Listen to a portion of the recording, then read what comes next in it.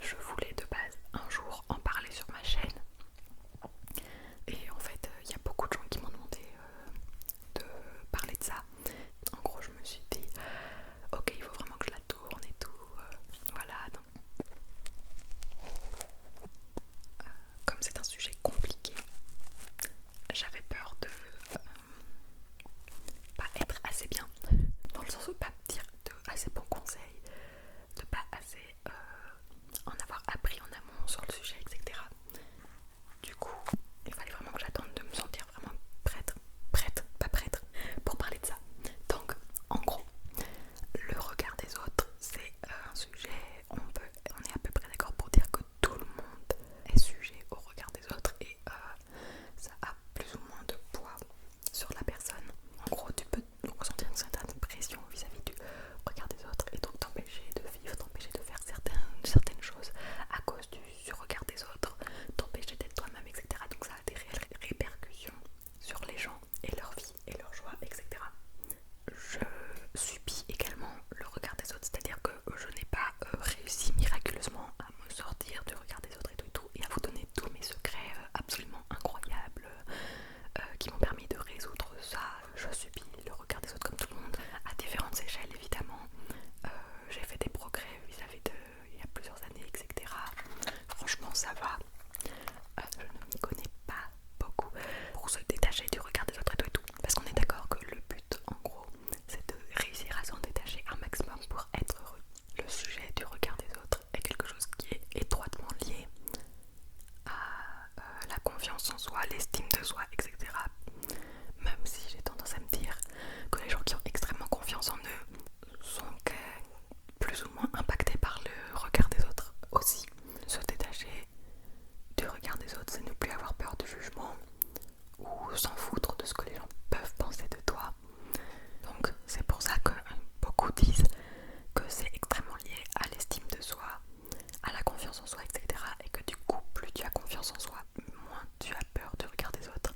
Il y a aussi autre chose, c'est qu'en fait on est tous contraints d'être impactés par le regard des autres, car tout simplement on est humain, et les humains c'est en gros des animaux, des êtres sociaux, et donc on a un besoin d'approbation qui est normal. On a besoin tous de se sentir intégrés dans une communauté, dans une culture, dans un groupe en fait. Pour être sûr qu'on est bien intégré, on va beaucoup se demander est-ce que je suis assez bien, est-ce que je suis comme les autres, est-ce que je suis normale, est-ce que les autres pensent du bien de moi, est-ce que les autres se sentent bien vis-à-vis de moi. Et voilà, en fait, et ça c'est des questions qu'absolument tous les humains vont se poser de manière plus ou moins consciente. Donc parfois ça peut être complètement inconscient, mais tes actes vont quand même signifier que tu ne t'en fiches pas totalement des autres. Il y a un moment, je me suis même demandé, est-ce qu'au final, les gens qui sont totalement détachés du regard des autres et qui s'en fichent le plus sont les ermites. Les ermites, c'est des gens qui vont vivre tout seuls en dehors de toute communauté. Exemple typique, un berger qui gère un troupeau de moutons, qui vont vivre totalement en dehors de la société et en dehors des gens en fait. Et donc là je me suis posé des questions, je me suis dit du coup ça veut dire que la confiance en soi c'est quelque chose qui est sociétal, c'est quelque chose qui est dans la société dans laquelle on est et qui est donc humaine. Après je me suis dit mais du coup les ermites ils ne s'en fichent pas du regard des autres puisqu'ils fuient les autres et qu'ils fuient le regard des autres.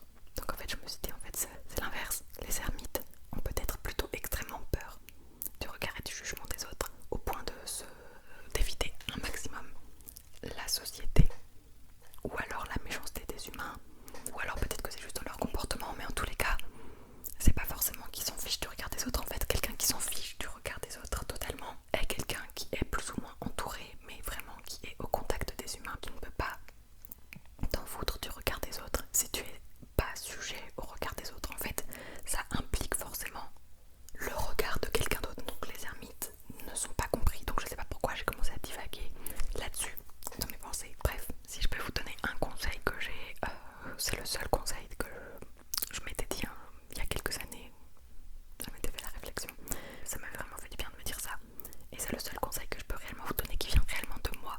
Tout le monde se met la pression par rapport au regard des autres, tout le monde se met la pression, est-ce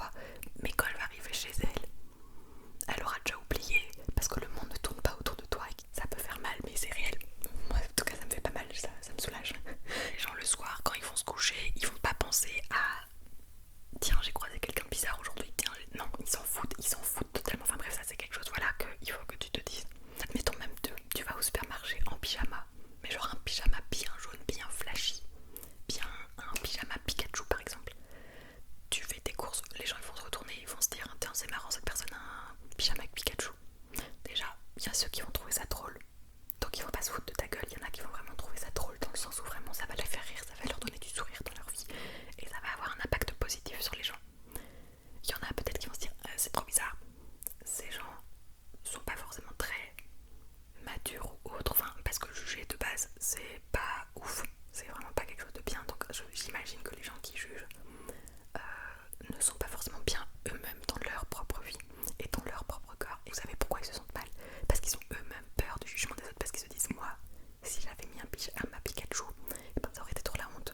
Du coup ils reflètent en fait, ils reflètent ce qu'ils pensent sur la personne et c'est pour ça qu'ils jugent. C'est juste eux qui ont un problème avec eux-mêmes et du coup bah, qu'est-ce que ça fait? Bah tu t'en fous, tu continues ta vie parce que tu te dis ok elle juge mais cette personne est en détresse psychologique, cette personne ne va pas bien pour juger comme ça.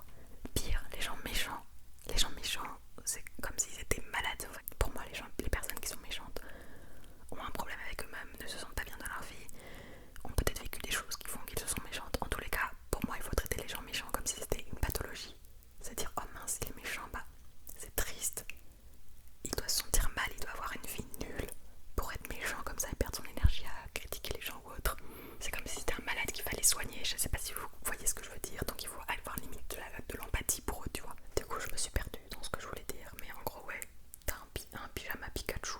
Ceux qui trouvent ça bien, c'est cool. Ceux qui jugent, on s'en fout parce qu'ils reflètent leur propre mal-être. Donc en fait, on s'en fout.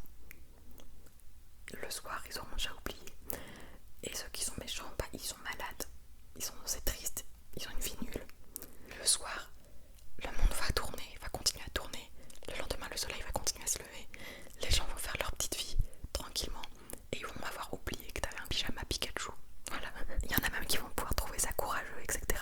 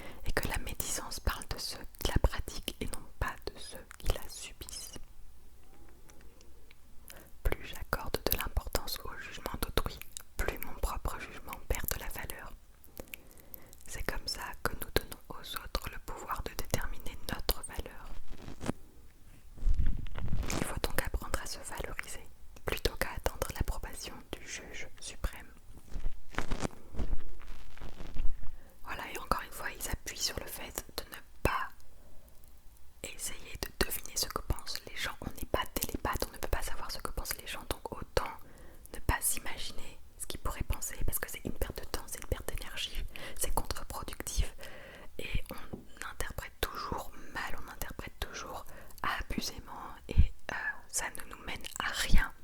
Il y a aussi d'ailleurs eu une expérience, donc ça je crois que je l'avais vu dans une vidéo de Mastu Zafil, je sais plus du tout. En gros il dit qu'il y a eu une expérience sociale de gens, on avait maquillé des gens avec une griffure ou une sorte de trace sur la joue et on leur a dit allez parler aux gens dans la rue et dites-nous votre retour. Ils sont allés parler à des gens dans la rue et tout, ils ont fait des conversations et ils sont revenus le soir et les gens leur ont demandé comment étaient les gens vis-à-vis de vous. Et les personnes qui participaient à l'expérience disaient c'était des gens très gentils, etc. Mais parfois je voyais quand même des regards bizarres sur ma joue, je voyais quand même qu'ils jugeaient et tout. Et en fait l'expérience était intéressante car en fait lorsque les gens sont allés voir les gens dans la rue, ils ne le savaient pas mais on leur avait enlevé leurs traces et ils n'avaient aucune trace sur leur joue. Du coup ils ont interprété des faux regards, des faux jugements. Du coup c'est hyper intéressant et quand la personne a dit ça dans sa vidéo YouTube, j'étais vraiment choquée, je me disais mais waouh, ça en dit tellement long. Genre vraiment faut respirer un grand coup et prendre du recul parce que le regard des autres faut vraiment laisser tomber, genre faut vraiment vivre pour soi, faut vraiment penser à soi et genre ne pas laisser des choses si inutiles nous peser ou nous empêcher de faire les choses dont on a envie quoi. Ouais, donc là ils disent qu'en gros le jugement des autres n'engage que eux, dans le sens où leurs jugements, leurs opinions et tout se fondent sur leur système de valeurs à eux, qui n'a rien d'universel, ce qui signifie que eux aussi ont de fortes chances de pratiquer l'interprétation abusive, le jugement hâtif, etc. Donc ça c'est ce que je disais tout à l'heure aussi. Se soumettre à un dictateur, et puis qu'encore accorder beaucoup d'importance au regard des autres, c'est se soumettre au dictat d'une échelle de valeurs qui ne nous appartient pas, et nous valons mieux que ça. Réelle période, la personne a tout dit. Donc voilà, là c'était des clés pour en gros essayer de